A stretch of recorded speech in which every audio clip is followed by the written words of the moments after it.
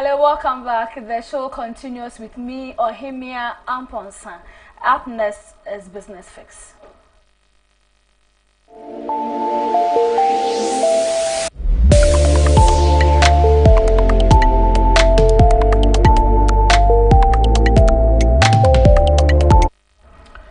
Welcome back. So just as I mentioned, the Business Fix, today we are looking at crop farming business in Ghana. I believe you know that the political leaders during the manifesto season, the electioneering era, they all had their manifestos on how to improve agriculture. In fact, yesterday, the president-elect, John Dramani Mahama, has said that he has plans to rename the Agric Ministry and then also to ensure that he adds value to our products and then also improve the agribusiness. We cannot do all these things without speaking to the experts on that. So we are looking at crop farming. Crop farming, just as we all know, have you considered venturing into farming? Yes, so today we are exploring one of Ghana's most vital sectors, which is agriculture. Specifically, we will be looking at what it takes to start a crop farming business in the country and then the opportunities it presents. Agriculture has been a long backbone of Ghana's economy, playing a key role in employment, exports, rural development. In 2022, agriculture contributed 90.57% to Ghana's GDP, with crop farming being the largest contributor. By 2023, this share increased to 21.1%, and in the second quarter of 2024, agriculture accounted for 23.6% of the country's GDP, growing at a rate of 5.4%. For over a decade, agriculture has consistently contributed about 20% to Ghana's GDP, highlighting its resilience and importance. Ghana is blessed with fertile land and a diverse climate, creating immense potential for crop farming. Key staples like cocoa, maize, rice, cassava, and yam thrive in the country's soil, with Ghana being one of the world's largest producers of cocoa. The country's farming systems vary across its agroecological zones. The bush fallow system is common, allowing the land to rest and then regain fertility in between cultivation cycles. And then the forest zones, where crops like cocoa, oil palm, coffee, and rubber dominate, while in the middle belt. And then in the northern regions, crops such as maize, yam, sorghum, millet, and groundnuts are staples. However, despite this vast potential, many aspiring farmers face significant challenges, from accessing financing, adapting modern farming techniques, to navigating the market complexities. So what does it really take to enter and succeed in Ghana's crops farming industry? On today's episode of Business Fix, I'll be speaking to the Ghana Agricultural Workers Union, one of them, to look at the strategies, the necessary measures, and the opportunities that lies in there for farmers. Hello, good morning. Good morning, sir. Good morning, how are you? Okay, so I have Mr. Andrew Tego on the line. He's with the Ghana Agricultural Workers Union. He is the General Secretary of GAWU. Please, good morning, and then you are welcome to Business Fix on ABC in the morning. Good morning, my sister, and good morning to all your listeners. Thank you so much. Okay, so I want to understand, what does it take for one to start a crop farming business as at now, looking at the economy, the measures, the policies, the financing, and arrangements, and all that? Yeah, hello, Mr. Tego. Yes, I can hear you. Okay. When you look at the business of crop farming, it's the first job that God gave to man in the Garden of Eden. You know, in the days of Adam and Eve, those of us who are Christians and read the Bible. And in those days, you can clearly see that it was the first job God gave to man when God was considering man tilling the land. So agriculture has roots in history as one of the most important jobs that must be taken very serious. And when you look at the days of Adam and Eve, the garden in which they were living did not have any pesticides, did not have any problem of climate change. The soil fertility was good, and the environment was very conducive for productivity. No wonder crops at those days grow very well. Today, we have destroyed all those natural habitats God gave to us through what we call modernization, excessive use of agrochemicals, that is pesticides, doing things that affect climate change. Um, to start a business in agriculture, I just established the premises. But to start a business in agriculture today, you need, I will look at agriculture from the angle of crop farming, like you rightly stated. In crop farming to start today, you need land. We have urban and peri-urban agriculture. That is those people who are growing vegetables and the rest in the city lands. So when you look those days at the bank of all the free spaces, we have many people were growing vegetables, cabbage, lettuce, and all those things. Um, that is it. And then if you want to do agriculture, you need land space, and then you need a fertile land, and you also need some inputs.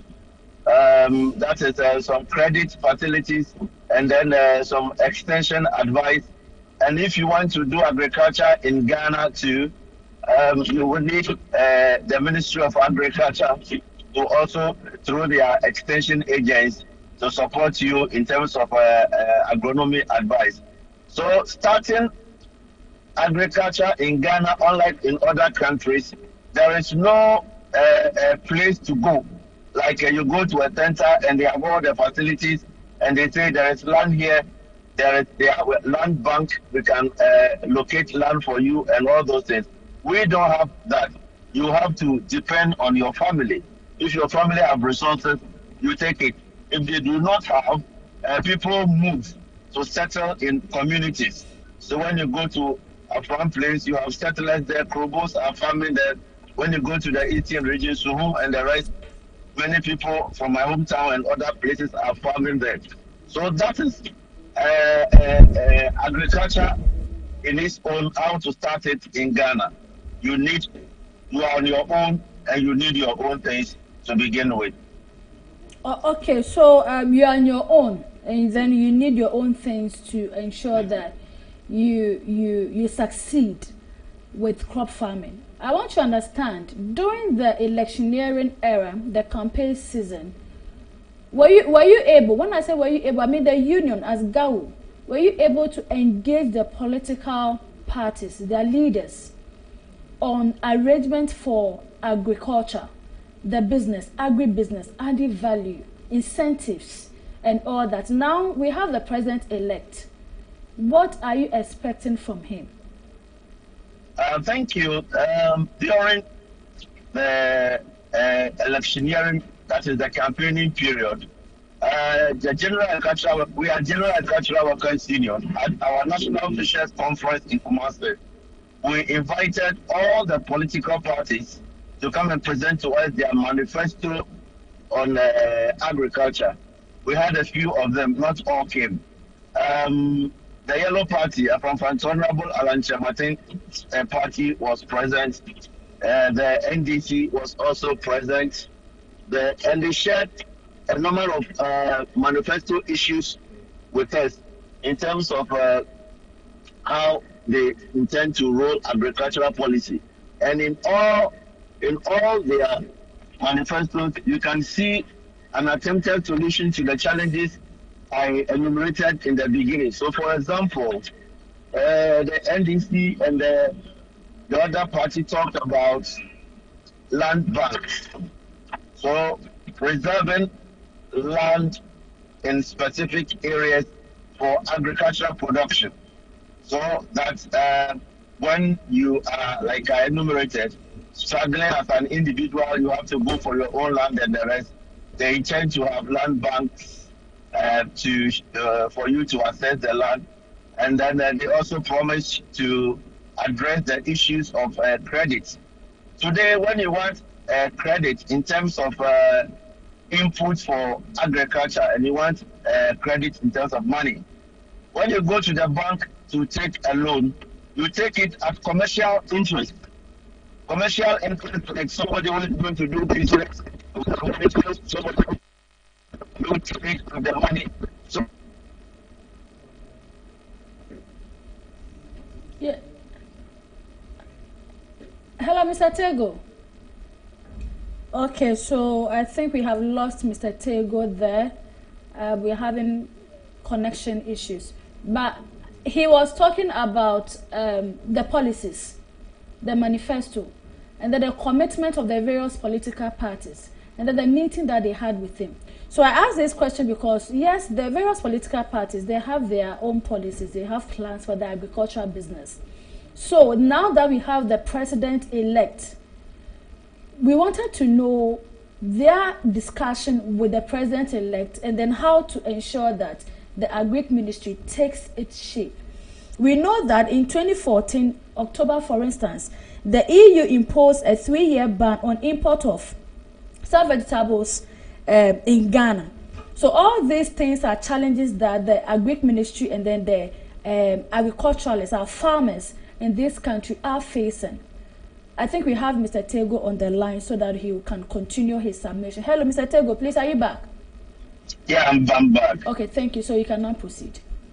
Yeah, thank you very much. I don't know where the line dropped, but I will pick it up.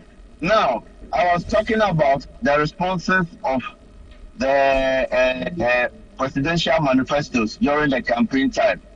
And I was talking about how they intend to address the issue of land, because I enumerated earlier, to start farming, you need land, and not just land, but you need quality land in terms of the amount of nutrients in the land. And so the political parties are sure that when they come, they will be looking at the issue of land banks in land use capability and classification. That is putting land that is for commercial use aside, land for farming use aside. You can see those days in Accra and some of the cities, we had what we call the urban and peri-urban agriculture. That is farming along the city landscape. These days, we have given all to estate developers who are competing with agricultural land space. So what we heard from them was that they will reserve special lands through the land bank ideology for agriculture in communities where they can do well. And I was also talking about credit. Our architecture today, when you look at the space for getting loans, we used to have Agricultural Development Bank and the Rural Bank. The Agricultural Development Bank is there, but today all the banks have become commercial banks. So their interest rates are so high that they do not have no mercy for the farmer. And if you're a farmer, you know agriculture is a high risk business. It needs a lot of support. And because of that risk, they want collateral. You have to meet all those demands before you get loan to support your agriculture. I heard from the two political parties that this they are going to address in terms of giving farmers input through the agricultural extension agents. They encourage farmers to form cooperatives and small groups, and that is what GAWU does.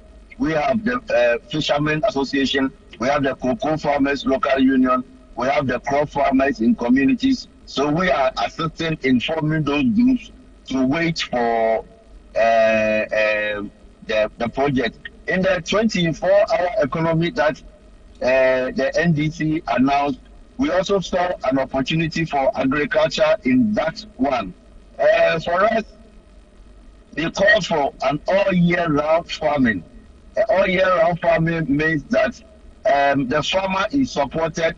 He can do major seasons, he can do minor seasons. When the soil is fertile, He can, as soon as you grow, you use agricultural techniques and practices to reclaim the land, to re-nourish the land, and you can plant again. You can do crop rotation. You can do all sorts of things. So the opportunity is there.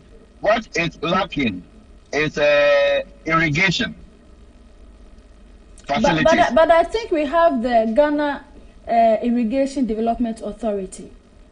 That is why I am coming to. Okay. We have the Ghana Irrigation Development Authority. We have the land and the water resources, and then we have all of them. What needs to be done is an investment in those areas. Most of the dams and then the laterals and where they get the water from are choked. So it needs a lot of investment to desilt most of the channels through which water must flow to the farms. So, you know, with the irrigation system that will support a 24-hour economy, all the those drains that are choked, we need to desilt all of them and make the water like an input available to the farmer on the farm. So it needs a lot of investment. The Ghana Irrigation Development Authority has the men and they have the capacity to provide water for a 24-hour economy which support. And what that means is that they will be working with the extension agents. So they have vast lands and then they supply water to the land. All you need to do as a farmer is to get in touch with the extension agent, get in touch with GIDA. A certain land space is provided through a certain arrangement. Water is supplied to the land, and then all you do is continue the farming. So we think, Mr. Tego, I know the list goes on and on and on. Your concerns and then your recommendations to the policy makers. I think it's a bit long. But my last question to you, when you look at Tono and then the VIA areas in the Upper East region, we have some proposed crops that at least government or your union can consider. Then Ghana can also leverage on it. Then we become a net exporter in that particular field. So when you look at Tono, for instance, in the Upper East region, we can do tomatoes. Akumadan, Kumewu, Agogo areas in the Ashanti region. You can also look at tomato factory processing plants. Wenchi, Erisa, Yamfu, Abesim, Techima as well. When you look at them, Techimentia areas in the Bonahafu region, these are all areas that we can consider to also look at the kind of crops that we can grow to leverage on it so that we can increase our exportation. And then when you come to other areas like Akimodan, in Sawam, Suhum, Oyoko, we can also look at some of the crops that at least farmers over there can also consider. When you talk about the 24-hour economy, I want to know from Gawu, has it come to your attention some of the key crops that you think you can propose to the Agric Ministry or the new government elect to consider so that Ghana can be known for something? When you go to Niger, they are known for tomato production, processing and all that. They are also known for onions and all that. What can Ghana also boast of apart from the cocoa and the rest? Because you and I know that the cocoa production is even suffering because of the galamsey. And then also the damage that has been done to the land. Gawu, what are some of the crops that you think you can propose to government to consider? Thank you. You might have started my answer for me. That is great. What? Hello. Hello. Hello, Mr. Tego. Please, I can hear you. You can proceed. Just a quick one so that we can wrap up. Yeah. Ghana imports over $200 million of tomatoes a year. And we have that. When you talk about the Tono, the VIA, I was there just last week. They have the capacity with the right assistance to produce the tomatoes and save ourselves importation of tomatoes. So for the Tono and the VIA areas, the tomato we can do, like to rightly portion every region and what it has the comparative advantage to do. So those areas you mentioned can do tomatoes. And then we also recommend Ghanaians eat a lot of rice in all our senior high schools. The free education programs all eat rice. And that rice, we have the capacity to produce and it stop the importation of rice, and that we should do something. We can also, in the oil palm sector, we can also expand those ones. And then those are when we talk about the local commodities. But when we talk about crops that we can export to, I consider rubber. Rubber, we have the biggest rubber estate in Ghana. It's in the western region. The problem we have there is that when we produce the rubber, instead of processing it here to create jobs, individuals come to buy the rubber product and export in its crude form. And that we are calling on government to stop immediately so we can use that to provide jobs for our people. So we can do tomatoes, we can do rice, we also have areas that can do vegetables and what we call the fruits. Okay. When you go to the KJ area. So we should look at the sectors and what they have comparative advantage on, and then we support them to do it. Okay. Thank you so much, Mr. Andrew Stegosh. He is the General Secretary of the Ghana Agricultural Workers Union. General Agriculture. Yeah, General Agricultural Workers Union, yes. Thank you. Thank you so much for your time. Really appreciate your submission and then also your input on this particular topic. Okay. So that was Business Fix. We just spoke to Mr. Andrew Stego, and then he has proposed a number of policies and then also recommendations to government to consider so that Ghana can actually leverage on some of the crops to become a net exporter to position the economy well, to cut the importation, and then also to ensure that our farmers get better at what they do. Up next is our main discussion, where we'll be looking at the anti-corruption team set up by the president-elect, John Dramani Mahama. And then also, we'll be also looking at the anti-gay bill. The case yesterday, the judges in court dismissed the case. The question now we are asking is that, will the president, the outgoing president, Nana Akufo-Addo, assent to the bill? And then also, we are asking, the anti-corruption team set up by the president-elect John Dramani Mahama, is there a witch hunting thing, or he actually meant what to do? We already have existing institutions. We have the Yoko, we have Shraj, we have the BNI or the NIB, we have the Office of the Special Prosecutor, which this current government established it. We all know the story, the challenges, the issues, and we also know the efforts that the special prosecutor has put in this work. We want to know that the anti-corruption team that the president-elect has instituted, what difference would they bring on board? And then also, what is the direction, what is their scope of work, their timeline? Do they have prosecutorial powers, or they are just there to pick up information? And to what extent will their work also go? I'll do this with a number of guests that we have lined up to have a discussion on. Solomon Wusu, he's a senior communications officer with Movement for Change. And then also we have Dr. Palgrave Boachi Dankwa. He is the government spokesperson on governance and then security. So when you look on the screen, we can see that we have John Mahama's anti-corruption preparatory team.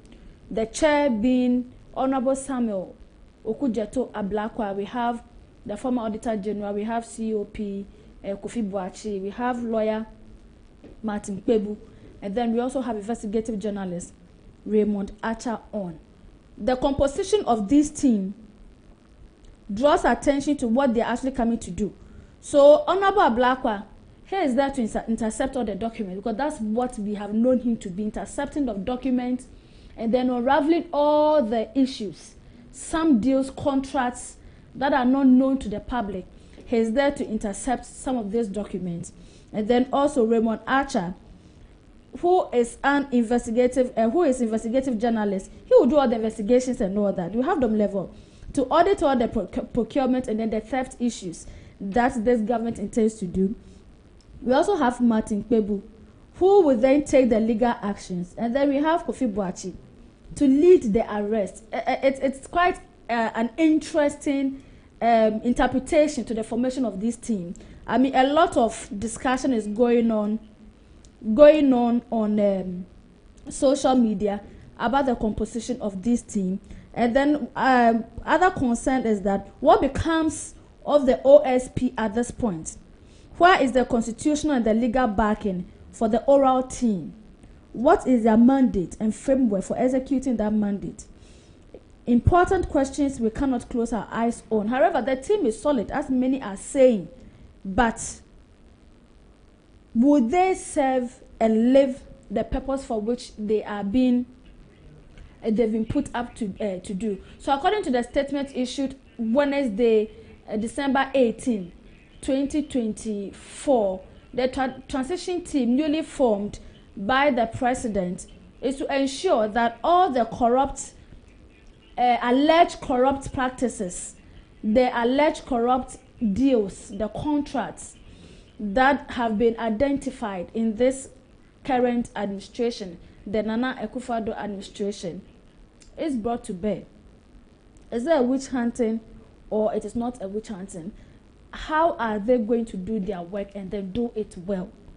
We also have to look at the whistleblowers, because definitely when you look at the work that Ablakwa is doing, Ablakwa will tell you that almost all the work that he does, he relies greatly on the information that he gathers from the public. So the Whistleblowers Act 2006 will also come into play.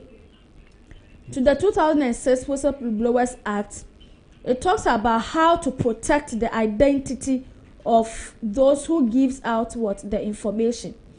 Anonymity. We have people that have to give out the information based on anonymity in order not to disclose the informant. So when you look at the enacted act, for instance, a person may make a disclosure of information where that person has reasonable cause to believe that the information tends to show. And then also an economic crime has been committed, is about to be committed or likely to be committed. Another person may also has not complied with the law or in the process of breaking a law, or is likely to break a law which imposes an obligation on that person. A miscarriage of justice occurred or occurring or likely to occur. And then also in a public institution, there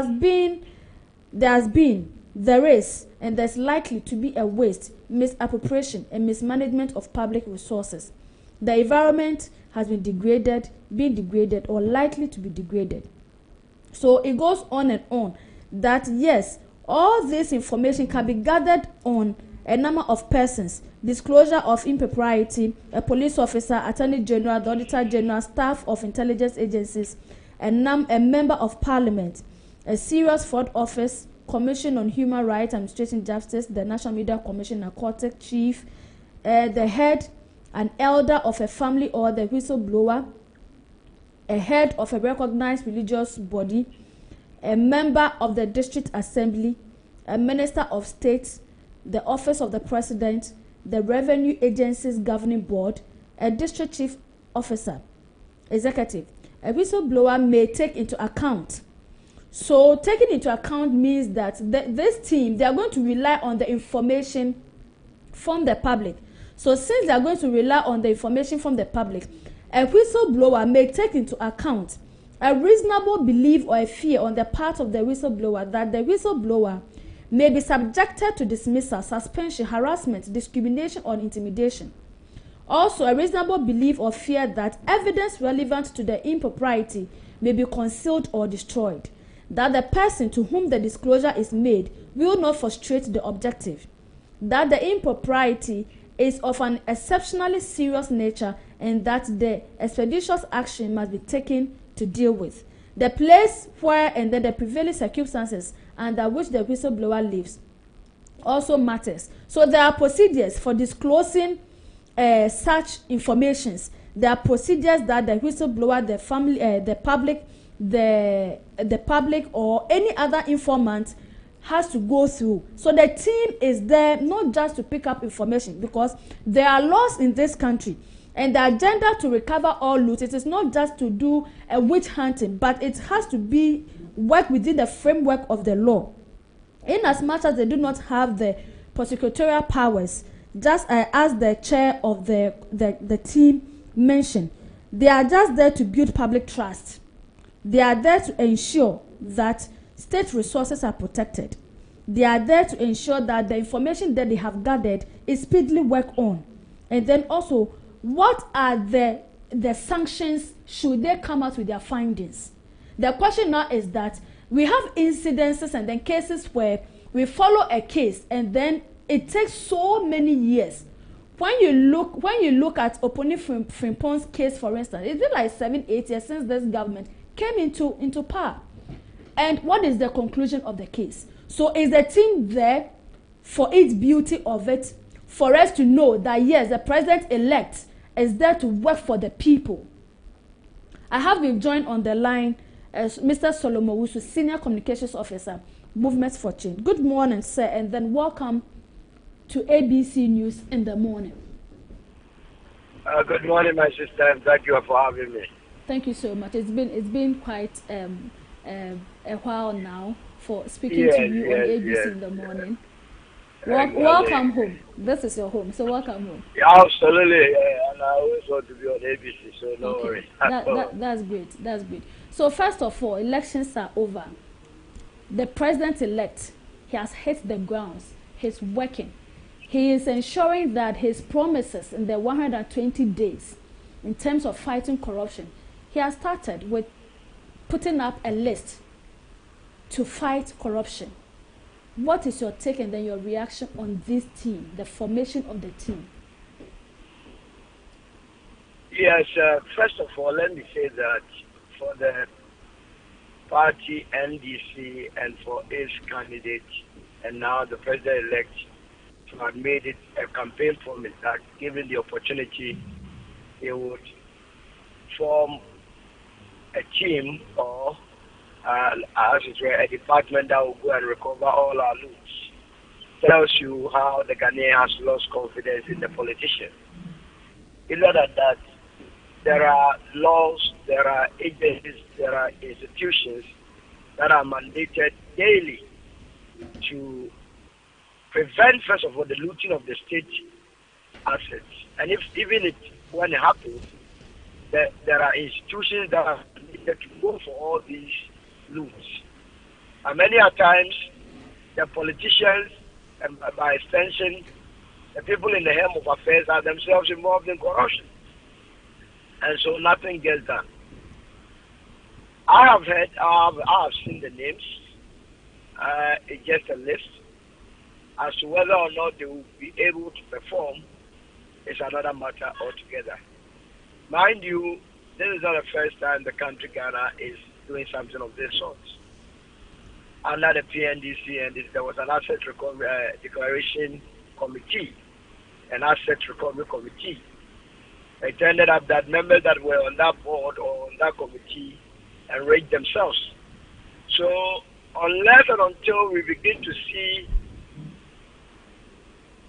outcomes positive enough to the extent that assets of the state that were looted are being recovered, I will not be overconfident and I will not be zealous about what the president has done. It is time I will tell whether or not the president was right. Okay, that is good. Just as you mentioned, because we have some state institutions, it is not the first for us to have a body like this to look into corrupt related cases. When President Nana Addo instituted the Office of the Special Prosecutor, in your own assessment,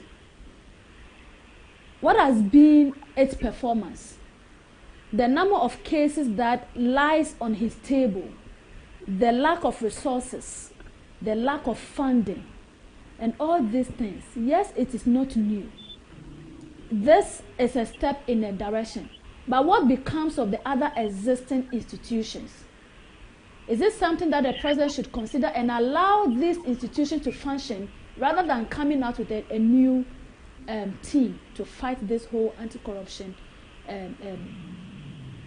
issues? Let me say that from where I sit and my understanding of what the president has done is to put up a team that will just solicit for information. As I said, they don't have any legal backing in terms of prosecutorial powers. Our constitution is so clear that all prosecutions, be it civil or criminal, are done on our behalf by the Attorney General, initiated and then prosecuted on our behalf by the Attorney General. The Office of the Special Prosecutor was more or less operating under the Attorney General's direction. I am yet to see any amendment in our constitution that will, as it were, onboard this new committee that you have seen. But when I read carefully the release or the press statement issued by the transition team, which was signed by Felix Okoskwachi, my understanding is that this is a preparatory team. There has to be an office where people that have information about state officials who have looted the state, then they can go there and hand over all this information. Once these informations are received by this team, my understanding is that they are supposed to analyze them. Those that can lead to conviction or retrieval, then they can, as it were, inform the appropriate state authorities. If the understanding I have of the committee is this way, then there is no cause for alarm. Because, many a times, one of the problems we have in the country is that, a lot of people have information relating to crime, relating to looting about government officials. But they are afraid that their quarters or the channels by which they can leak this information could also lead them into a life full of jeopardy. You never know the person that you are giving your information to whether or not he is very close to the person that you are alleging against. So they themselves will sell you out. But with this team, whose public activism has been that of fighting against corruption, I am sure many people would definitely be interested in handing over whatever information they have. Again, there are several instances where you can also have people in the media being perceived to be corrupt. In reality, it does not work out that way. So as people, we must manage our expectations of this group. I would have wished that the president did not appoint people known in their public discourse as being overly cynical towards this government. Either than that, whatever actions or inactions of them would be perceived along political and witch-hunting lines, which may never organize for them. Again, it does not take one to tango. These people who have been mentioned will also depend on other people for investigations. Whether or not they will receive the full cooperation of the people that they will be working with so that they can help this country retrieve our assets is another matter. So I don't envy them. It's early days yet. There are a lot to do to be able to save this. One thing is for sure, that our money or our assets have been stolen. Our lands have been looted, our state taxes have been looted, everything. That is why we are poor. But as to whether or not they will not use the same laws to cover up is another matter that all of us will have to contend with as we go ahead. Thank you, Mr. Owusu. But then if you say we have our lands, taxes and stuff looted, do you have any idea, any information of any of these things? You can equally be a whistleblower to help the team. Oh yes, whatever information I have, I'm going to send to them. As for information is available, fortunately, matters to do with land looting. Land is an immovable asset that you can never take it anyway. And we have the history of these lands. So no matter how you backdate it, it is very identify the fraud. I am going to make available to this body all the information that is available to me. Also, one of the areas that I would suggest to them is to be doing what you call lifestyle audit. It's the easiest way of even getting to know all those that have looked at the state. As you are sitting down there interviewing me, everybody knows that probably for purposes of this discussion, you are using Toyota Corolla or you didn't have a car. Tomorrow you are made or you are given a position in government. Within a month or a year, we see you having a property at East Lagos. There must be questions about that. Someone has to be questioned on that. How you acquire the wealth to put up the building must be a question that that person must answer. And this is very common in advanced countries, and that is why they develop unexplained wealth. All of a sudden, someone that didn't have it has it. Yes, if you use genuine ways or means of acquiring it, so be it. It's very good. I am not saying that people must not acquire wealth. I love wealth. But you must acquire wealth the right way, not at the expense of looting the poor taxpayer. And so it is one way, it is one thing that this administration, together with the team that they have put together, and not just this team, you cannot rest the entire problems of this country on the shoulders of this team, but institutions that have been set up by the state to take away some of these things must begin to go or move into the arena or the spectrum of lifestyle audit. Before you entered into politics, before you were given an opportunity to serve the state, what did you have? After having occupied the position, what do you have now? We know a lot of them conceive some of these items under the names of pseudo people. It is very easy to investigate and come out and identify all those that have been a burden or a nemesis to this country. Okay, Mr. Ushu, please, are you on? Yes, I'm on. Okay. I just want to leave you 30 seconds. When you look at the Public Officers Bill, it's still in Parliament. And then the 8th Parliament will close or will come to an end on the 6th of January.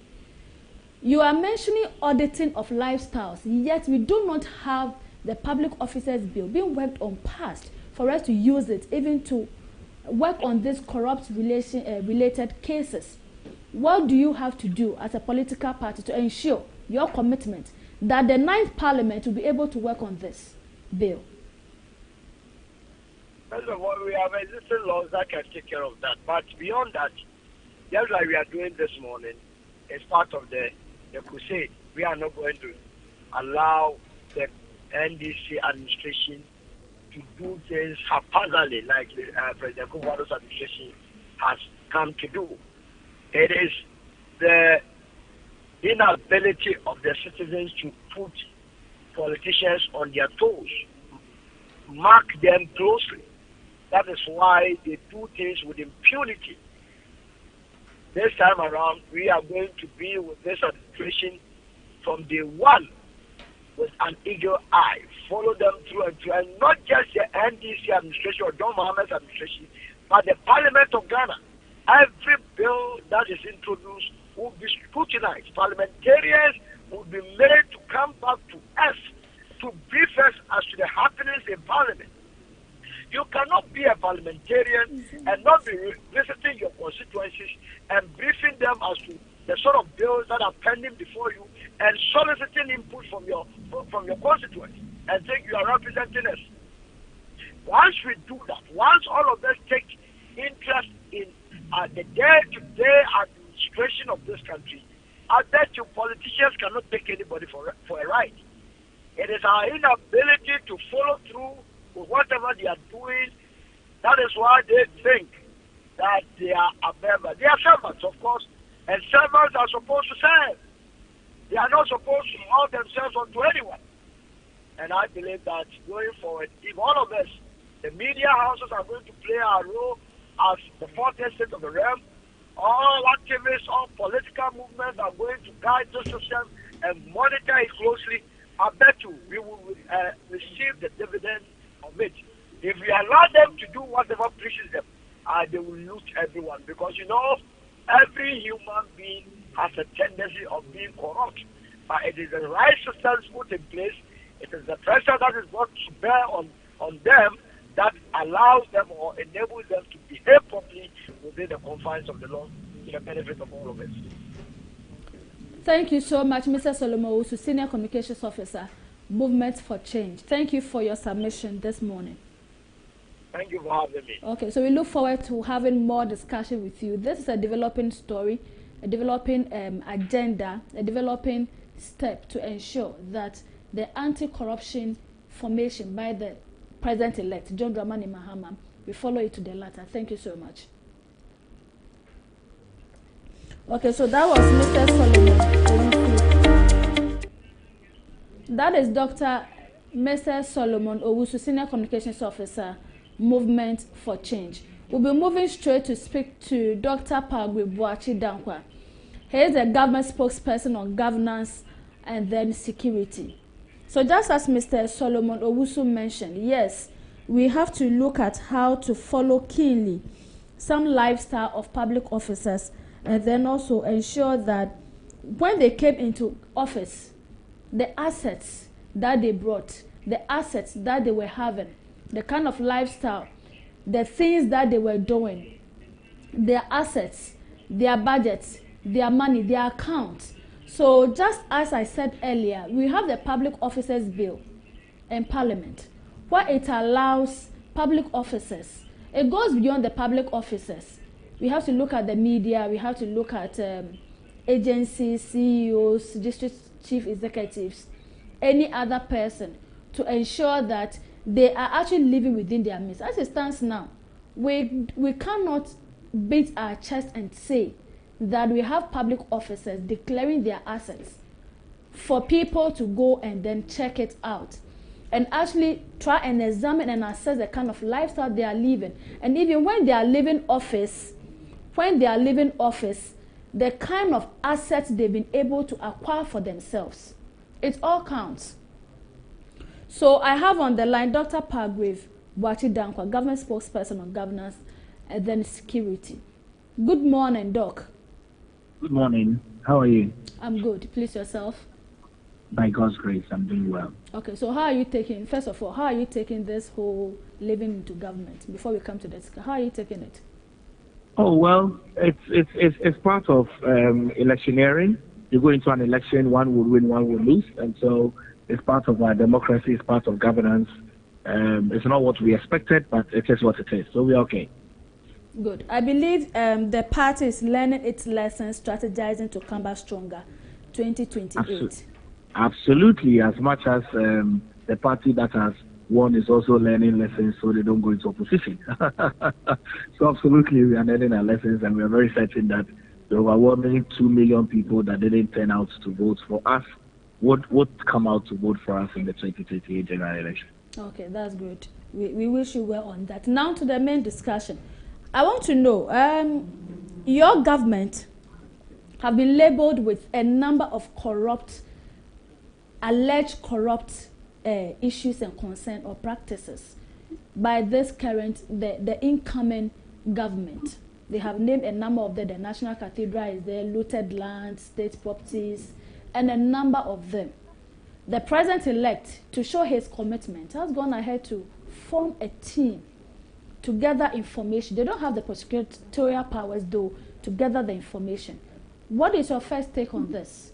Do you see the government so committed, or you see it to be witch hunts? Well, thank you very much. And I'll speak from a very objective point of view, okay? Great. The President-elect John Dramani Mahama has set up an oral team, which is Operation Recover or Loot. And my initial comment when I saw this was that the act of the transition, so there's a transitional act, okay, that must be followed during the processes. The transitional act is supposed to hand over everything that an outgoing government has done throughout the period in the process. However, what I've noticed is that they have set up a letterhead, written transitional committee, and a statement that is written by the president-elect signed by the transitional spokesperson for the NDC. I do not think that there is a transitional spokesperson for the NDC as much as there's a transitional spokesperson for the NPP. There are transitional spokespersons which were all sworn in by the transitional team, the President of the Republic, Nana Addo Dankwa Akufo-Addo. And so if you have the Minister for Information and you have the spokesperson of the transitional team, there are two spokespersons of the transitional team.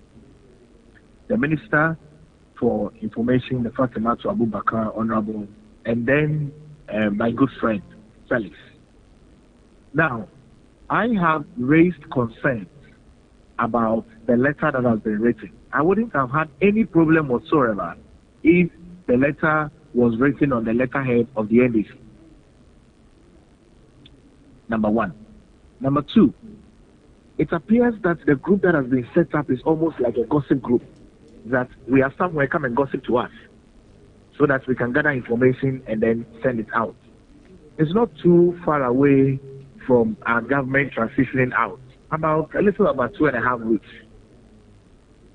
The incoming president already has state institutions like YOCO, Office of the Special Prosecutor, and all of that, CID, that can be able to investigate these issues and bring it to your bed. This is almost setting up a parallel institution which has no constitutional mandate, which has no prosecutorial powers. And I raised a concern as well with the investigative journalists they have made his name public. I mean, who is it that will stand there and wait for Raymond Archer to come and ask them questions and not know that he's been investigated? I thought that if you want to have an investigative journalist as part of the list, just omit the name and write an investigative journalist. But anyway, the letter is out. I'm sure their work will begin. Whatever information that they have, they will work with state institutions. And if they do find any of the government officials culpable of acts of corruption or related acts, there's a competent court of jurisdiction that can be able to amend that. And we would await what they would come out with. Okay, Doc. So in this case, if I heard you clearly, do you feel threatened? Do you feel threatened? I mean, your government, your party, do you feel threatened? Not at all. Not at all. We don't feel threatened at all. Not at all. Not on anything. Upon all the issues that Oral seeks to uncover. Not at all. We don't feel threatened at all. Why would we feel threatened? What has this government done? We don't feel threatened at all. And so we just wish them the best, and we hope that it's not witch hunting. There are many issues that the Ghanaian people would want the incoming government to solve. And so we would wait for them. When you look at the National Cathedral, for instance, you and I know the amount of money that have sunk into it. Even recently, when you look at the school feeding issue, the rice case, the saga in the Ashanti region, all these things, don't you think, are reasons enough for the team that have been formed to look into it? And these are issues that when you look at the documents that Honorable Samuel Okudzeto Ablakwa intercepted, it points to the fact that there were lapses, there were misappropriations. You and I do not know that. So we cannot agree on this matter, that you and I know that National Cathedral and rice and all of those things are corrupt. I am not a judge. I have not passed judgment on that. I don't know whether you are a judge as well, and I don't know if you are passing judgment on that. I'm referring to the document intercepted by Samuel Okudzeto Ablakwa. Absolutely. But you and I do not know that, so we cannot agree on that. Okay? They have a work to do. We will wish them the best to be able to accomplish that work. There are courts in this country that can victimize people for being involved in corruption and corruption-related activities. Until that, nobody can call a government corrupt or individuals corrupt by allegations. And I would like to thank you for this morning's interview. Okay, thank you so much, Mr. Doctor. That is Dr. Boakye Dankwa, Dr. Boakye Dankwa. I understand you were engaged, but then you still find the time to speak to us. You gave us the opportunity to have your take on this particular issue. We appreciate your time so much with the input that you have made. So that is Dr. Pagwe Boakye Danquah. He's a government spokesperson on governance and then on security. When you listen to what he said, yes, they are not threatened by the formation of the team, but the president-elect John Dramani Mahama, because to him, this government did nothing and they have nothing to hide. And the courts are there to ensure that within the framework of the law, everything goes to court. If any of the government officials are found culpable, they can be put before the court. And if it comes out that they are clean, so be it. But then, if it comes out that they are culpable, the law could deal with them. But they have done their best. And Ghanaians have given the nod to the president-elect, the NDC government, to continue from where they have left off. The onus now lies on John Dramani Mahama to ensure that all the promises he made to Ghanaians are fulfilled. That is the core mandate. And then also when you look at what Mr. Solomon also said, they are going to follow this government keenly with an eagle eye, because when you look at their manifesto, their campaign song, they said they are going to follow everything with eagle eye. The same way Ghanaians are also so much interested in the efforts, the measures, the strategies that this government will put in place to ensure that all the alleged corrupt cases they so claim will be fought to the latter. So back to the case, when you look at the 120 days, let's take the graphic. When you look at the 121 days commitment of the president-elect, John Dramani Mahama, he tabled a number of issues that he actually wanted to fight. The National Cathedral is part of it. Looted lands, the same. And then also issues about education is there. We have contract issues over there. We also have people that they believe that their family and friends being awarded contracts. For instance, when you look at some of the interchanges, the paintings that we have and all the drawings, ensuring that the interchanges look so neat and nice. To them, this contract was awarded to the daughter of the president, Nana Addo Dankwa Akufo-Addo, which they do not take it so lightly. They are so much bent to ensure that if there were wrong practices, they bring it to bear. That aside, they also have issues with how contracts were passed in Parliament. Some contracts to them, they were passed in a very shoddy way. I mean, the government then having their way out, the e-levy is there. They want to look at the amount of money that have been raked so far. They want to look at all these issues. They have a number of issues, a number of concerns, a number of corrupt related cases that they intend, they have so much interest in to uncover and then to bring the perpetrators to book. Is the fight going to be easy? That's a question we are asking.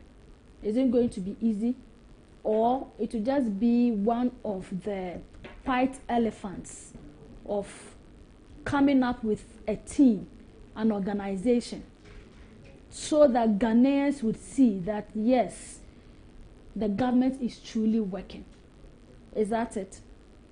So when you look on the screen, we have Mahama's first 120 days social contract. Starting from the 25th point, it says that he will initiate immediate steps to compensate the flood victims, including those in Oti, Bunu East, and then the Savannah regions. And then also he will carry out a shake-up of all the loss-making SOEs, that is the state enterprises, state-owned enterprises, and then realign them to break even and transition into profit-making.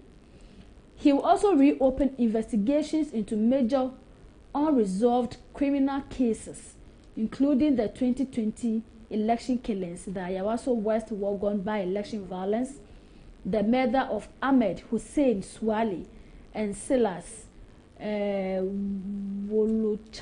I'm not getting the name right, but that is Silas, and then also Ahmed Hussein Swali. That is the Anas reporter who was killed during an investigation issue. We all know the issues that came out with it. We also know the Ayawaso West Wuogon case. We also know the Techiman South issue. It even went to South case. It also went to court. And then also we have 8 people dying and all that. And then also he also intends to initiate a probe into the man-made disaster caused by the VRA spillage from the Akosombo and then the Kpong dams that displaced and destroyed livelihoods of thousands of citizens in the Volta, the Eastern, and then the Greater Accra region. I mean, this is not. It happened early this year when we have some residents, not Tom, for instance, that is Samuel Okudjeto, a Black West constituency, and then the south coming all the way to the Kpong area, the Akosombo Dam area, where we had some residents being displaced, and then issues about NADMO doing its work, supporting them, and then finding interim measures to support them, getting them a place to stay and all that, where all their work, their farming, everything were destroyed, their livelihoods taken away from them, education was affected. We have some students, because some of the schools were all affected, covered with floods and all that. However, with the generosity of some Ghanaians, they were able to get some building, some projects, some they had some responsibilities and all that. We have some companies running to the aid, supporting them with goods, foodstuffs, mattresses, and a number of them. So the president says that when he comes, all these things forms part of his agenda to ensure that everything that went on, he'll look into it. And then also, can we have the next one on? He also mentioned that every form of investigation that commenced and that they are not seeing the latter of it, he would continue. But we just wanted to know that would the investigation just start with the outgoing government and then end with the outgoing government? Would the president-elect also go after his own 7 years, 8 years back, before President Nana Addo came into office? Would they go back to all those cases where some of his own members, the Woyome case, for instance, will he revisit it? Oponi Frimpong's case, will they also reopen it? And then a number of them, would they look at all these things? If they are able to do it, it then means that, yes, the president-elect commitment to fighting corruption, Ghanaians will believe into. That is some of the opinions of some of the opinion that some Ghanaians are reacting on social media.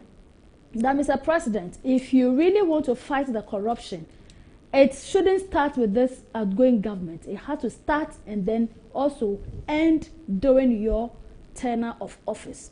And then when you look at the 13, it says that it will institute inquiries and or forensic audits into the following matters of public interest: the collapse of the indigenous Ghanaian banks, the financial institutions at a supposed cost of 25 billion Ghana cedis.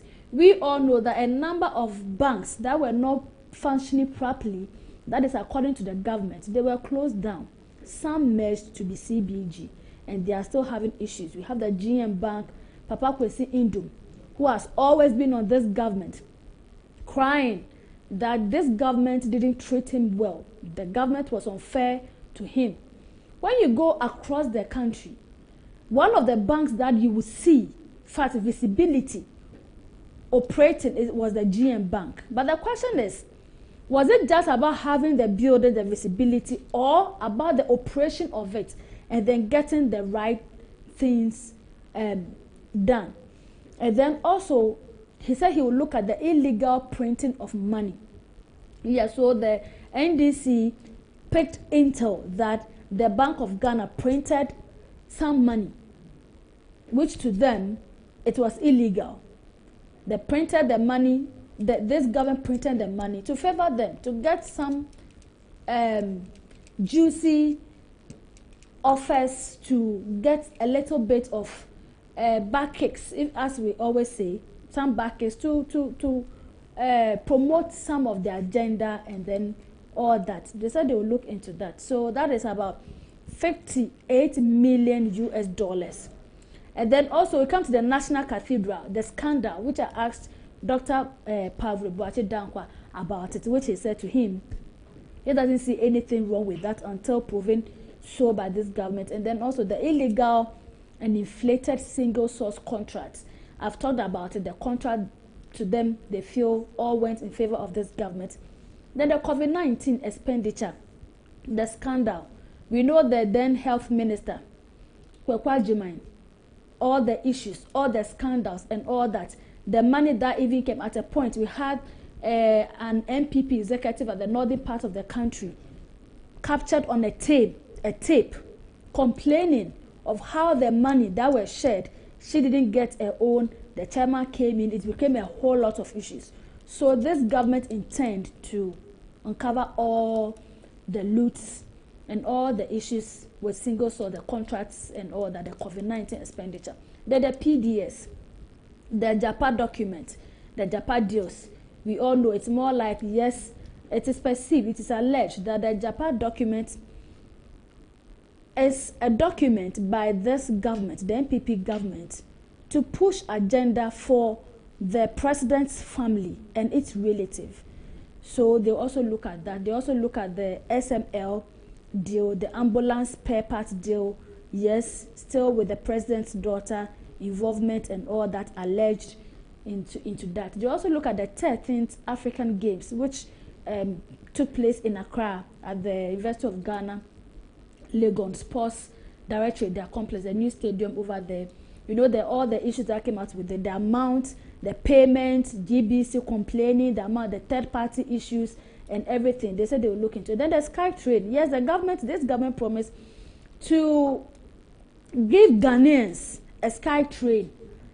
Yes, so we will see an advancement, not having train just on the land, but we have some in the skies, just as we have in the Western world and all that. So to them, it didn't go that well, and we cannot actually pinpoint if we have the SkyTrain as it stands now before the government is leaving.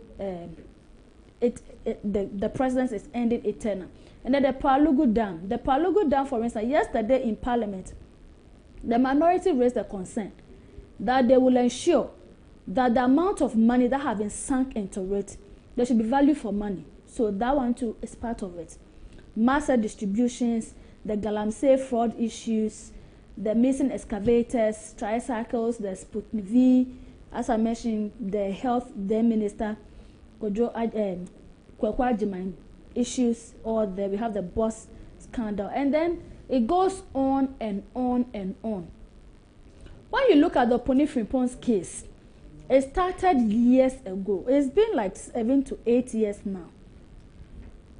When we look at all the number of cases that the NDC administration or the Mahama administration has tabled, do we have the confidence that they will see? He has only 4 years to deliver, and that is a tenure of, per the constitution, that he can actually go.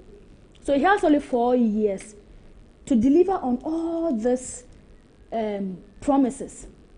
If he is unable to do it, Ghanaians will hold them accountable, and then also whoever that succeeds him as a flag bearer of the NDC will have to answer some of these questions, because I believe most Ghanaians voted purposely for all the alleged corrupt cases that they said they will fight. Very reason many gave their votes to the NDC. Would they be able to do that, or it will be the usual way of the systems are not working our courts are not fast-tracking cases, because before a government will be able to fight corruption cases in this nature, it then means that we must have specialized courts to fast-track all the things.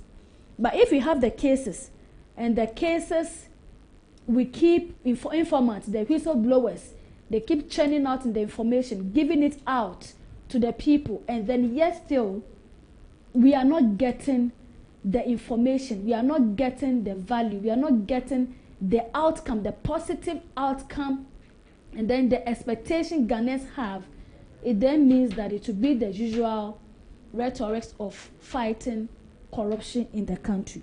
We actually tried to establish contact with an anti-corruption campaigner, Vitus Azim. We are unable to do that. But yes, this is a discussion that is going on and on. It's still developing, just as I said. I believe you also have your own take. You have your own expectation about this whole anti-corruption case, and then the team that have been formed. Just as I said, this team, they are just there to gather information. Dr. Pagwe Boachi Dankwa says that it is more like a gossip group. He doesn't see it to be a team. He sees it more like a gossip group. A gossip group. So to him, they are ready. And one other concern that I raised has to do with the whistleblowers. How do we protect them? How do we protect them? We have the issue, the case of Ahmed Swali. How do we ensure that Ghanaians with information, rich information, that are so ready and available to help in the fight against corruption, these individuals, these Ghanaians, lives are protected, their families are protected, so that they don't risk their lives?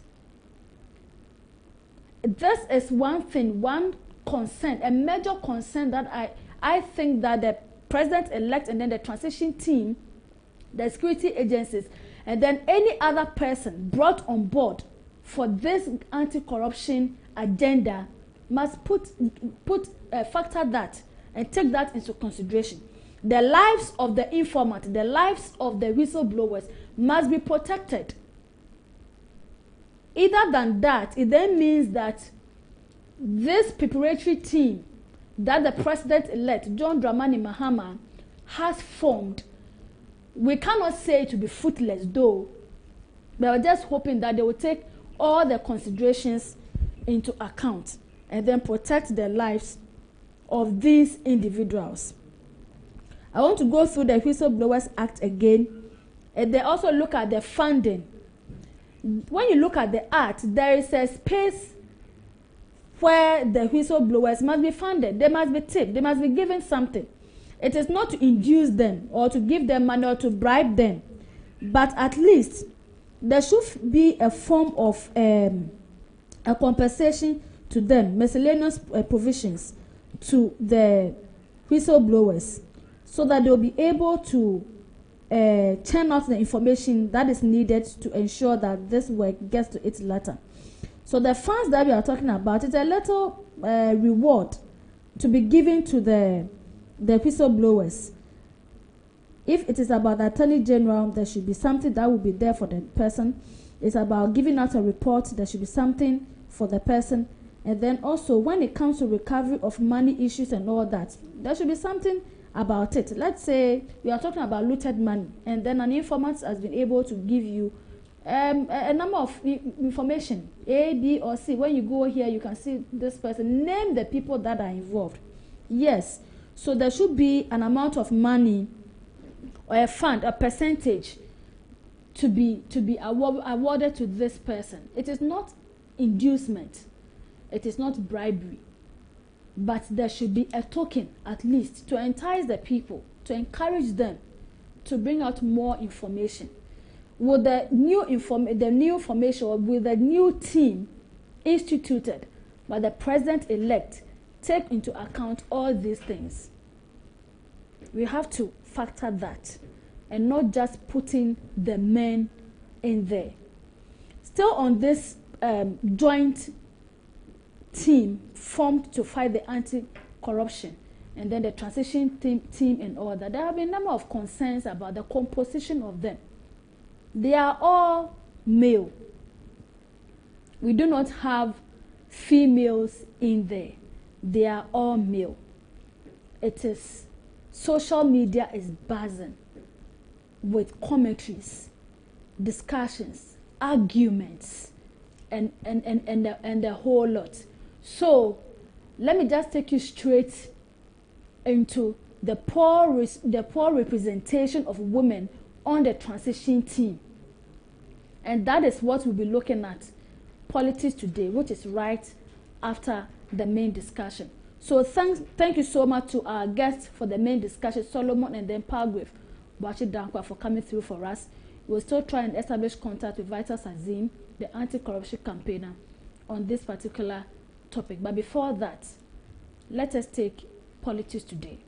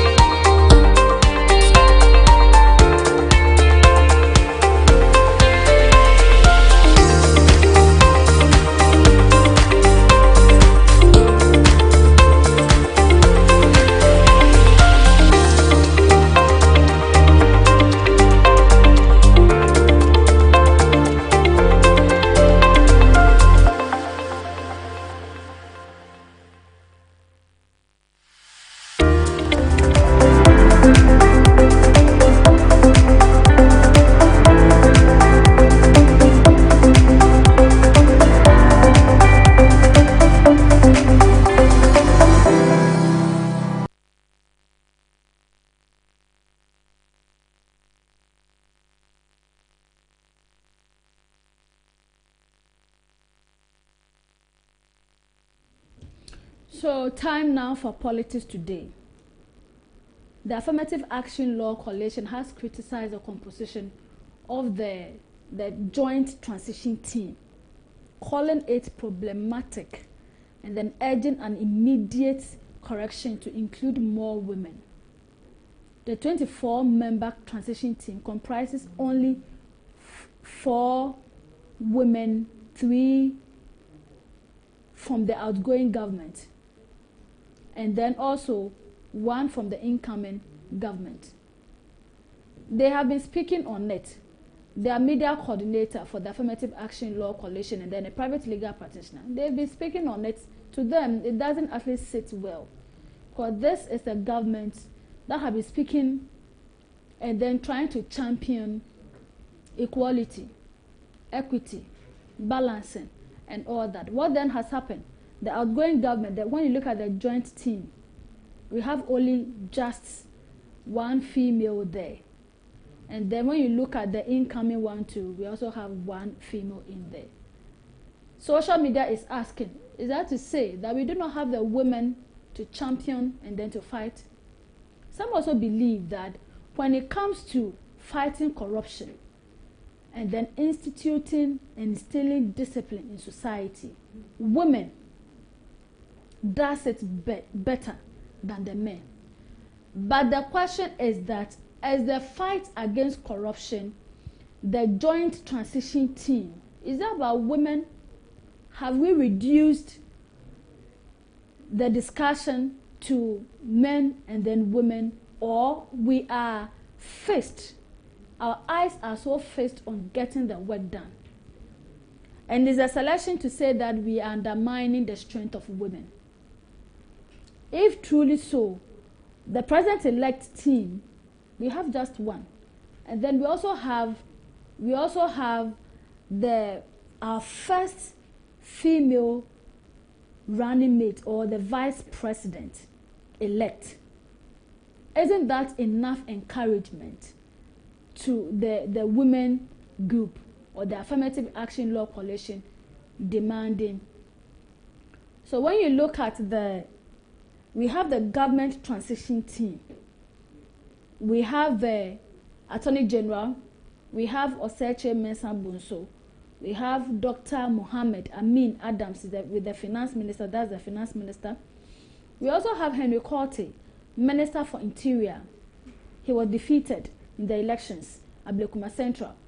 We have Dominic Nitiwu, Minister for Defense. We have Honorable Shelley Ayokobochi, the Foreign Affairs. She's now the Secretary General of the Commonwealth.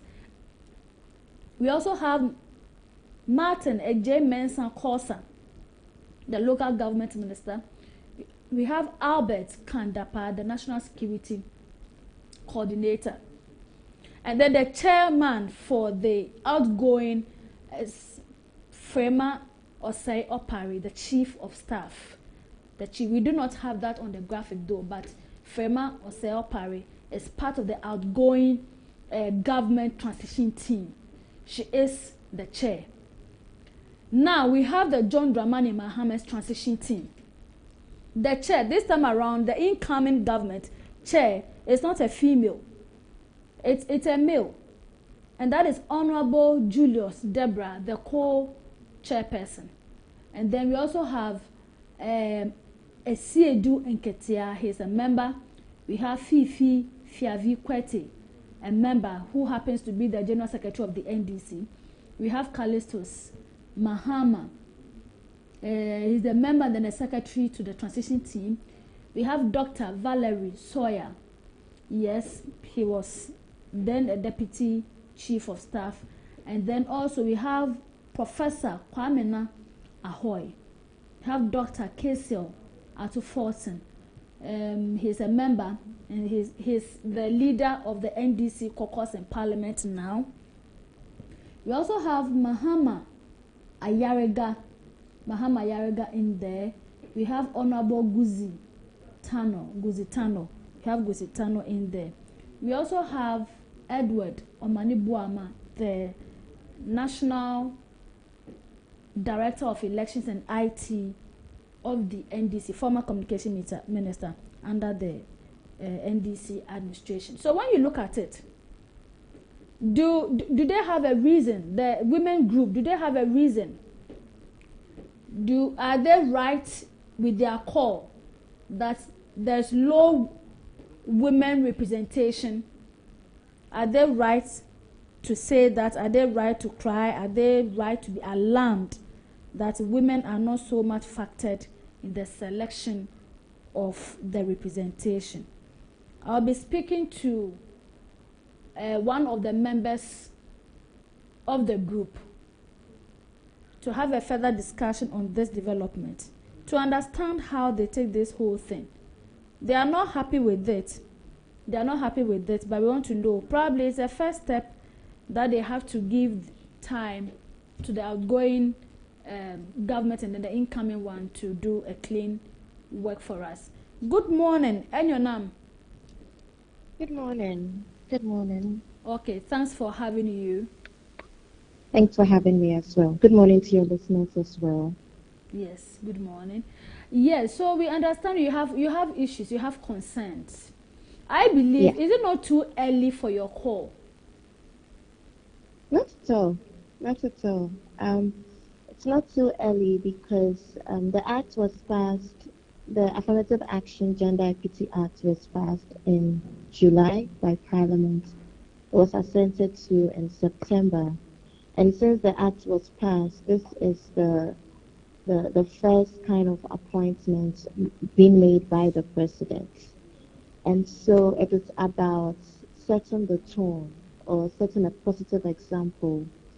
And if after the act has been passed, where we as a country in Parliament, we decided that we want to be more intentional as a country about affirming the value that women bring on board. And so because of that, we are coming up with a mandatory quota system to ensure that we are inclusive as a country, especially when it comes to decision making, that there is representation. And then right after that, the appointments that come out are not reflecting what we decided in our law, that this is what we want to do, then there is a call for concern. And so it is not too early. This now is the time so that as a country, for the longest time, we live in a patriarchal society where it's just the headship of men. And so you set up a committee or you see a picture and it is just men. You don't see anything wrong with it because this is how society has been conditioned for a while, that headship and leadership is for a particular gender. But we as a country decided that no, that is not right. We want to be more inclusive. We want to ensure that there is adequate representation of the marginalized gender, which are women. And so, if we decided as a country in our parliament where representatives of the people were and voted and agreed to this law, then why is it the case that now it's time for us to walk the talk and actually be inclusive? We are not starting on the right note. And that is why the coalition is not a women's group. I would like to rectify that. It's a group of CSOs. We have males, we have male-led CSOs being part of the coalition. And as civil society organizations and individuals, we are saying that we need to start on the right note. If this is what we decided to be doing, that when it comes to presidential appointments, in line with Section 14 of the Affirmative Action Act, then let's start with that and set the tone so that it doesn't become an act of tokenism, but then government shows that yes, we actually have the political will to enforce what we've assented to as law. And that is why the coalition is starting now. Just so that, because as a country, before the act was passed, we have to admit that we are not consciously considering gender. Like it's not something to think about. But now we have to be intentional about it. And that is why we are starting now, so that government is intentional about it moving forward. And that will set the tone, because the act is not even only for the public sector, it's for the private sector as well. And so if government shows by example, then the rest of society would conform. And so that's why we are starting with that advocacy now and calling the government to rectify this anomaly. Yes. Okay, thank you so much. But then I want to know, when you look at the women representation in the 9th Parliament, are you impressed? Did you release a statement to that effect? If you didn't, why this time around you are so bent on the transition one? At least you should start from somewhere. So with the women's representation in Parliament, I know you're aware that some of them, their seats are being contested. And so, yes, we were going to release a statement, but then we have to wait for that to be rectified. Then we have the actual number of women that are going to be represented in Parliament. But beyond that, when it came to the presidential and parliamentary elections, the act was passed after the major parties had already held their primaries.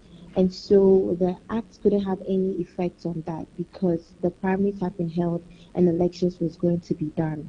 But then beyond that, yes, the coalition is preparing to acknowledge the women who have made it to Parliament and support them. With that one, there is no the quota system will not apply because the act was passed late. Okay, but then again, the reason why we've not released a statement on that yet is because some of the women, I'm sure you're aware of those constituencies with Dominic Kwabena, with Ablekuma North, and then I think with Tema Central, are still under contention. And so we are waiting for that to be settled, and then we can now formally issue a statement to that effect.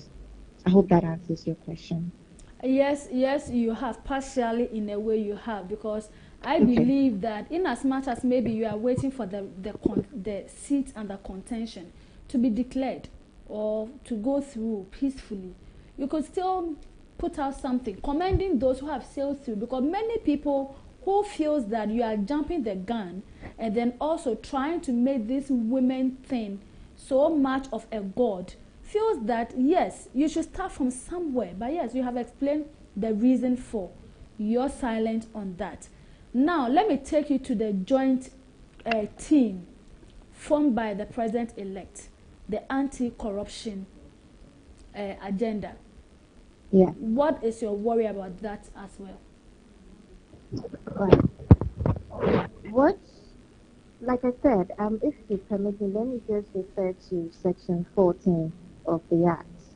It says that the president in all this appointed, I'm just paraphrasing, I don't have the acronym, but you can check. The president, any appointments, okay, to be made by the president must be done in line with the first schedule. And so this, yes, is an appointment made by a president-elect. But what you need to understand is that the presidential powers have the law has, should I say, demarcated that it should be done in line with the targets we have in the Act, which now from now to 2026 we should have a minimum of 30% representation. It is what the law says that we are asking the president to comply with. Now you need to understand that we are not saying if he's setting up a 5-member team, that's fine. There's no cap on the number of people. But then to set up a 5-member team and there is no inclusivity at all, it is worrying. It is worrying, and that is the concern we have. We are not saying that the people there should be taken off and be replaced with a woman. No. Unless you want to tell me that we don't have women who have the same portfolio and the same qualifications as the men on that committee, then that I think that would be an unfair assertion to make. Okay, so if that would be an unfair statement to make, let me ask you, do you have any in mind?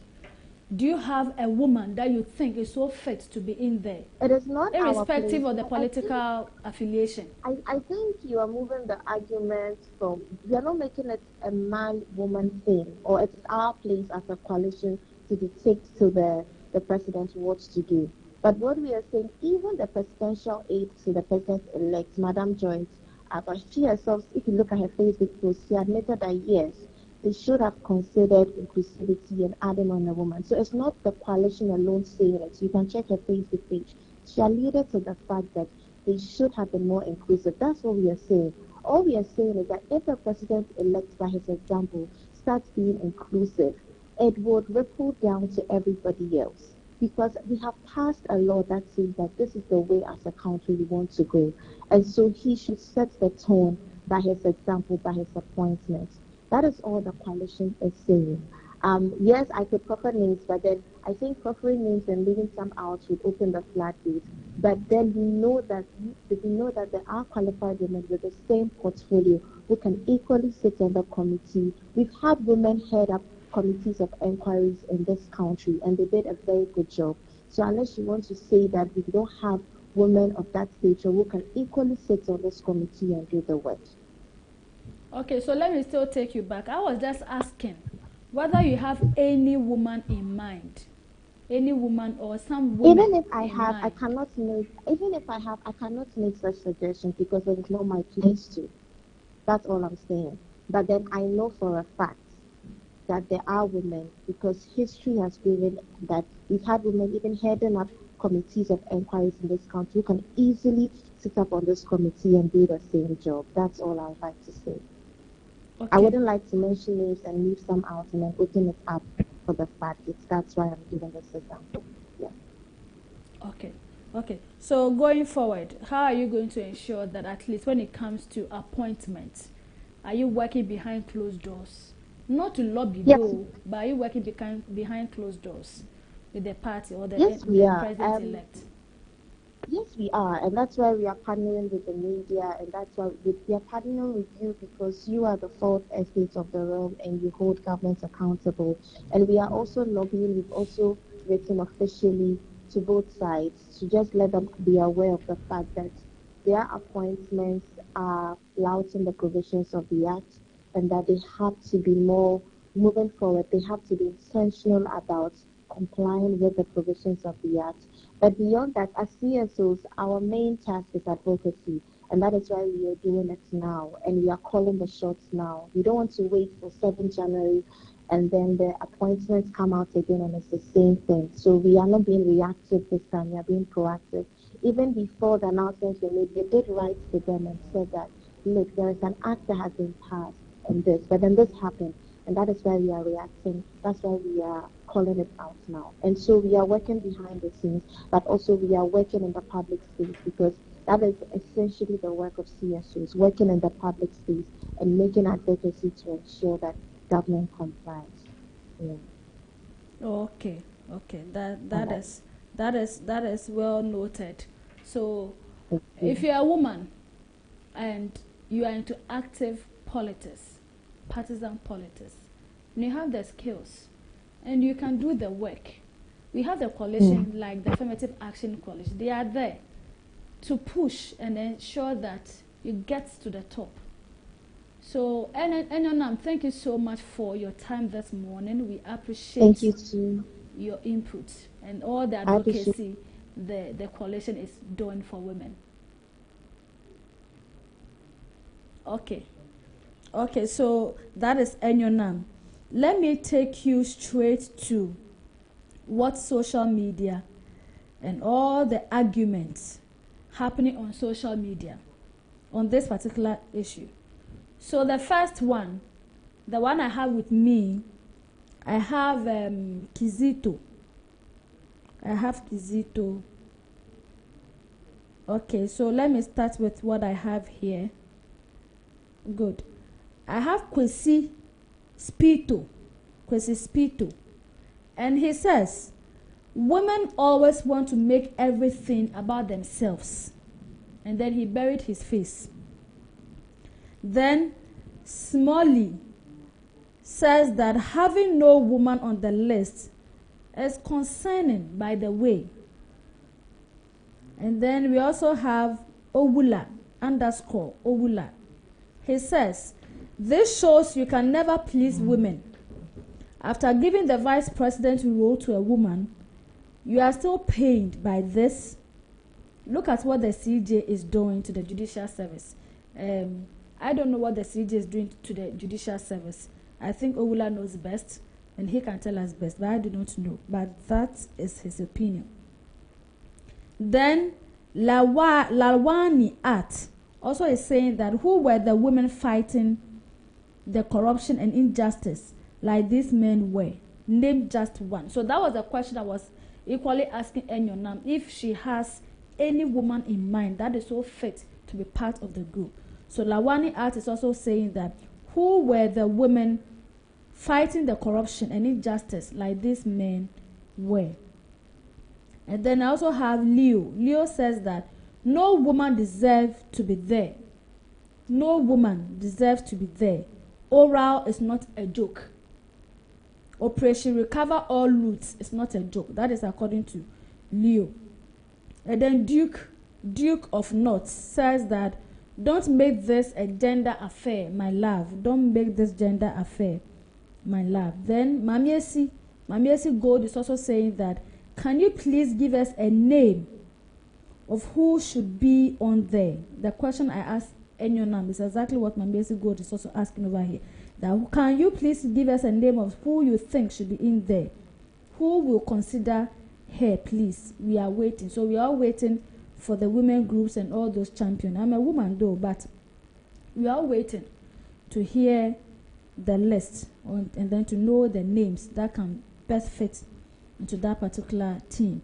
And then also we also have Najilao. Najilao is saying that if those people can do the job, why are we bringing in women? Let us rest with this thing you like to do. Yes, would have been happy if there were women, but if these guys can do the job, let them do it. Then we also have JB. JB is saying that imagine having an anti-corruption team that somehow had only women. Would we say it's only because they were the ones qualified? Why are the women not qualified actually? They are in the kitchen cooking, right? These are the issues. Then Sofa Guy says that tag JN and recommend someone. So as it stands now, we then have to move and shift the discussion, the discourse from women, men, positions, gender, the fight and all those things. We now have to shift the discussion and then the discourse to what? Recommending someone. So the hashtag on social media should rather be recommending, naming those that we think are best fit for certain positions. And I think it will make the work easier for the incoming president to do exactly what Ghanaians want, or those championing for women representation. Tag JM and recommend someone. There's no pleasing you people. What difference will it be if a woman is appointed? It can make a lot of difference though so far, guys, can make a difference, which the president-elect can consider that. On another note, what if he appointed an all-female team? Will you still complain there are no men on the team? Let's focus on the work they will do. So the interaction is on and on and on. And then the last one is designer Madrid. Mr. Parry too is in there. So let me take Mr. Parry's own. Mr. Parry says that the Chief Justice is a woman. Encourage her to play an effective role in recovering looted state resources with the oral team. And then the last one is designer Madrid. You happily call yourself a feminist, and you can't, and you want to suggest for who? The president. Okay, so designer is insulting and giving some statement there. Feminists don't have any right to talk about who to lead or who not to lead. Now here's my reason. You should know that feminism is a big title you all wear on your faces. So that is designer Madrid. That is his own. And then when you go to Twitter, Osajifo Oliver Baka-Vomawo, the Vomawo that we all know, Vomawo replied or responded to Joyce Bauer's tweet. Vomawo says that Joyce Bauer Muktari says the president-elect's attention has been drawn to the seeming gender poverty of recent appointment. To him, it's even a gender poverty. Her deep dexterity on the importance of the administration making gender-affirming decisions is not new, and I thank her for her voice. I can assure the president and the vice president-elect that I will be pressing the neck of their administration on gender throughout. And when I do, I hope that I will get the support of not only Joyce, but also the people whose party elected Ghana's first female VP. Resetting gender inequities is also part of what the president promised us. Women cannot and will not be tokenized under this administration. To him, he wants the first female IGP. He also wants the first female Chief of Defense Staff. He also wants the first female Finance Minister, first female Defense Minister, first female Interior Minister. So many glass ceilings yet to be broken. I want them all to be broken. So he wants all the glass ceiling covering this gender poverty thing, which he has named it, to be broken. I want them all broken. I am greedy. Shalom. So let me take you to what Madam Joyce Bauer Muktari tweeted that made Oliver to put up this long wishes of wanting this and then wanting that. So Joyce said that, "Dear Ghana, we have every intention to make sure that women participate actively in all decision-making levels. The nomination of Professor J. Nana Opoku-Agyeman is testament to our commitment towards women and then women empowerment and equality. Remember that this ticket led by John Mahama is the most progressive and inclusive ticket ever for a major political party, and we intend to deliver on 30% more additional female appointments. We have a strong reason to support and celebrate the NDC for giving Ghana her very first female vice president-elect. That, for me, is a singular most powerful statement yet, that women can. Each time you see a list of nominees, know that you always have a choice, and add the fact also that today, through the instrumentality of Mahama, we have a woman at the apex, the seat of government, as the vice president-elect of Ghana, and that is hugely impactful and historic. Hashtag president-elect, hashtag democracy, hashtag development, hashtag Ghana politics, hashtag women in politics, hashtag governance. So that is that. The argument, the discussions, it's all good. It's fruitful. It's positive. All these recommendations and concerns help shape policies, it shapes decision making, and then it also helps to project our women into politics, not just into politics, but decision making positions where we can have a change and dynamism in the way we handle things. So that is the end of politics today. Before I take a leave of you, before we draw the curtain, let us listen to you. Share your view on all the issues that we have discussed so far. You can call us on this number 0539 161609 0539 161609. So up next is Ghana Speaks. Times are hard in Ghana, extremely hard.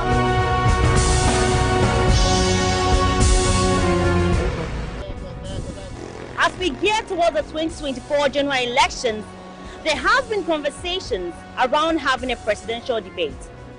Will it happen or not? This is Ghana Speak.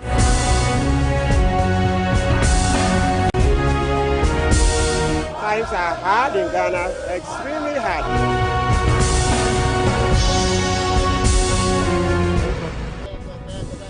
As we gear towards the 2024 general elections, there have been conversations around having a presidential debate. Will it happen or not? This is Ghana Speak.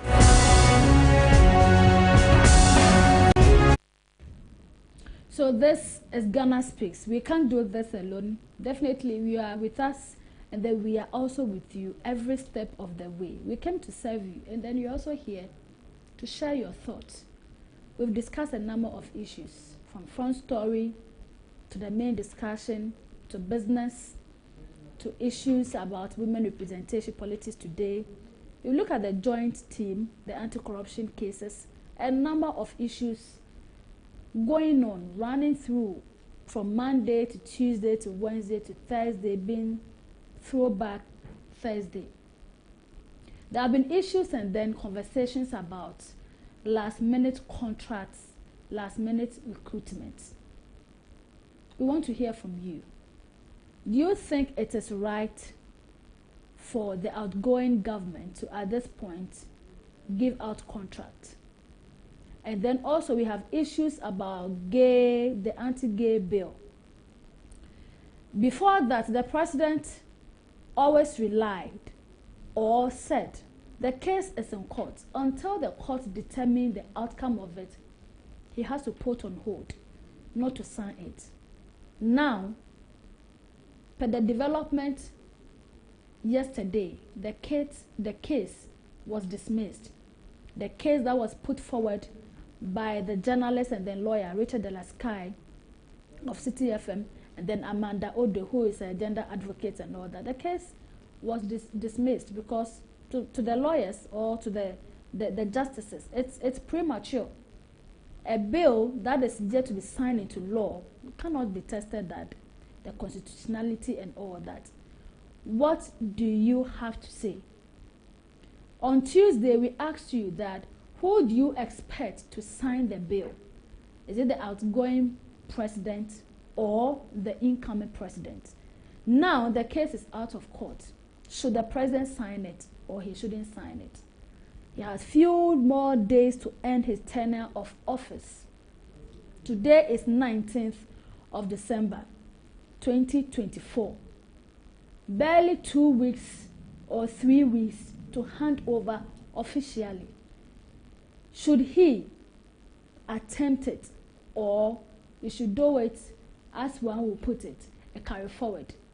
Because President Mahama, during their campaign, he's been talking about it.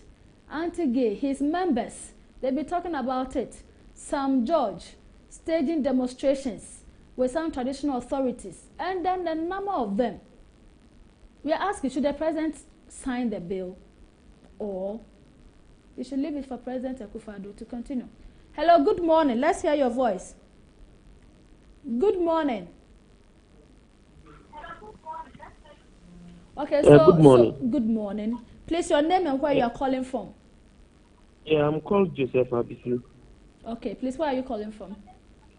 I'm calling from KGB District, Akanko Security. Okay. So what do you have to say? Yeah, the outgoing president is not supposed to sign their contract because they have been in office almost 8 years. He has been in office for almost 8 years. Hello? Yes, and he's not able to sign the contract. And few days for him to leave the office, and he signed the contract. And if they are not able to finish the contract before he leaves the office, for me alone, he's not supposed to sign any contract. If the incoming president come and sign the contract, that one needs to be working. Okay, so aside that, we are also looking at the bill, the anti-gay bill. Should the president sign it or not? The outgoing president, should he sign it or not? Yes. No. He shouldn't sign it. He shouldn't sign it. So Nana Addo shouldn't sign it. The bill. Yeah, the anti-gay bill. Should the president sign it or not? Now the case is out of. Okay, I think we have lost him. Yeah, hello, good morning. Your name and where you are calling us from? My name is Winandibo Michael. I'm calling from Otio region, precisely from Pasa. Pasa, okay. We appreciate your time. So, what is your take? My thought is that since Akufo-Addo is on power, the time is not yet out. They should allow him to sign any bill or any contract. And when he's out of his time, the other government coming can also continue. Ghana, that's our mistake we have been doing. If he leave it, he is in control now. Who is to do that for him? And it is his time. They should allow him to sign. So he should sign the bill, right? Yes, he should sign the bill. Okay. So if you want him to sign the bill, would you still say that he should also sign the last-minute contract and the recruitment, since you say he is still in power? If that is going to help Ghana, why not? We need development, not whoever sign the contract, but what will make the people to feel comfortable in the country is what we need, either NDC or MPP. It's for the people of Ghana, not for any president. So if he can do that and it will help us, why not? Okay, thank you so much. Why not? The president should sign the bill and then also sign the contracts. Let's get interactive. You can also reach us on 0539 161609. 0539 161609. 0539 161609. Hello, good morning. Your name and where you are calling us from. Hello, good morning. Hello, caller, good morning. Okay, I think we've lost him. You can get in touch 0539 161609. Hello, good morning. Your name and where you are calling us from. My family Pakwesi. Pakwesi, okay. Pakwesi, Pacha, who free? Mikasafi Achimfosu. Achimfosu, okay. And to Pakwesi, I no pay. Maybe say anti-gay bill la e wahwe. And no Osha. Say no case no ye court. President Nana Akufo-Addo, I was so signing and now say money signing. If so can say I didn't work court and this was change so. Court is what I say. It's in premature. And so signing and money signing. Na money signing. I don't know money signing. So no can say I no work court and to say a new court anchor.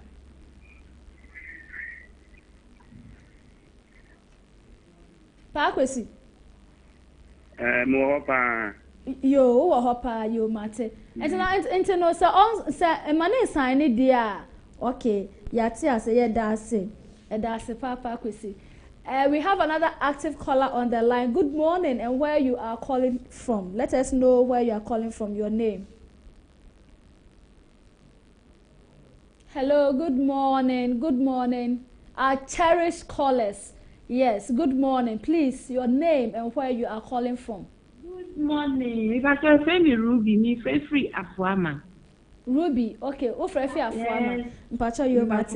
And then them say you quite cheap. Understand? Okay. Me pacha wo. Na me bisa say. Or sign say yenye ana say my yenye. And then I me say afen. And no me na me bisa o say. I was say anti-gay bill no president or sign ana say mane sign it. Say or sign say omunya dia man and sign it. But that's what I say. Okay. And the bill no say bill no say enyama efua gay ni lesbian ni saa nyama ne so no ye twa saa nyama ne nyina mu enti no ebetia saa ni ye ne saa suban no enti so osane pepepe o de pen chas no osane pepepe na kire se obi biara o saa suban ne mu bia ho akire wo ho akire wo so nkire se ye bekum ana bibia te saa ye wo process ni nyama wo no ma wo nya kwa end dan edisana pesa wo ye no Ade me penita. Yo, yes. Thank you so much, Madam Ruby from Afama. So she actually wanted to know the nitty-gritties of the anti-gay bill, the terms and all the nuances with it. Hello, good morning. Please, your name and where you are calling us from. My name is Emmanuel. I'm calling from Accra. You're calling from Accra. Which part of Accra? I'm in Accra, Makola. Oh, okay. Our greetings to all the Makola people. Please, what is your take on this? Should the president sign the bill that is out of court now? Please, he said the bill is in the court. Now that the bill is out, he should sign it because he promised that if they didn't take the matter to court, he would have signed it. Now that the court has through say that the bill, because the one who took the bill to the court, they throw him out. Akufo-Addo is obliged now to sign it.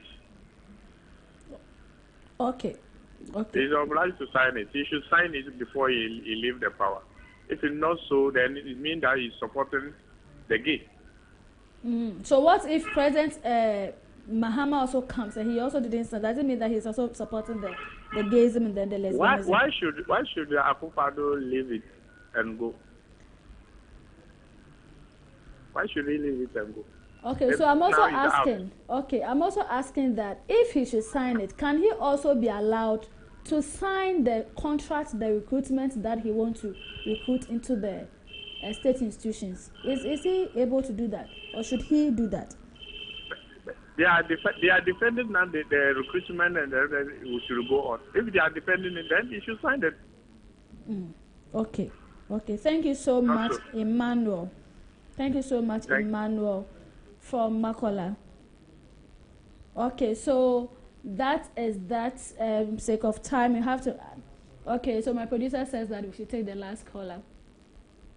So good morning. You can get in touch with us 0539161609. Hello. Good morning. Good morning. You can get in touch with us. Good morning. Please, your name and where you're calling us from. My name is Kojo. Sorry. My name is Kojo. I'm calling from Tema. Tema. Okay. Please, what's your take? Well, my take is he should sign. It helps all of us if he signs because we know the implication that comes with signing these kind of things with the international community. So it's best because he is leaving. If he signs, then Mahama will have a clean slate, and it helps all of us. That is my take. He should sign since he's outgoing. Okay. Thank you. That is our last caller for the day. Thank you so much. That is our last caller for the day. He called us from Tema. Thank you so much. So this is where we draw the curtains on the morning show, ABC in the morning. But as you remember, today is Throwback Thursday. Let us take a look at the picture of the day.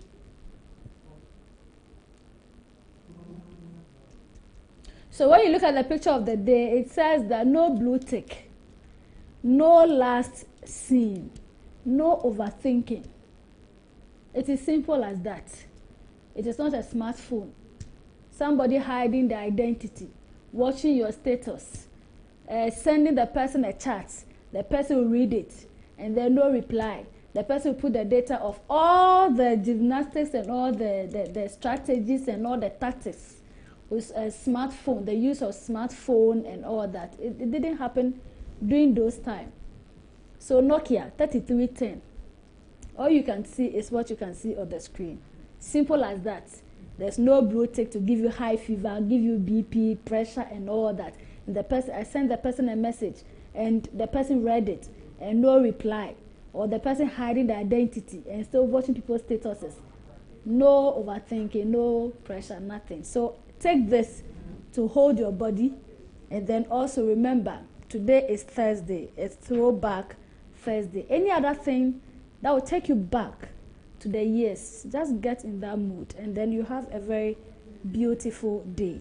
On this note, my name is Ohimia Amponsan, and I came through with all my guests for the discussion, from front story to sports to health to business to the main discussion, politics today, and we are done for the day. So thank you to you, our cherished viewers. Thank you for the calls, your time, and then contributing into the show.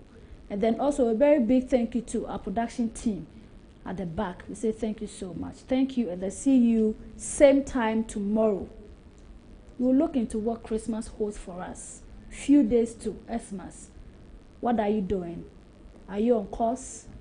Your budget, your safety, your security. Don't change your channel. Tomorrow, we are coming to serve you something different.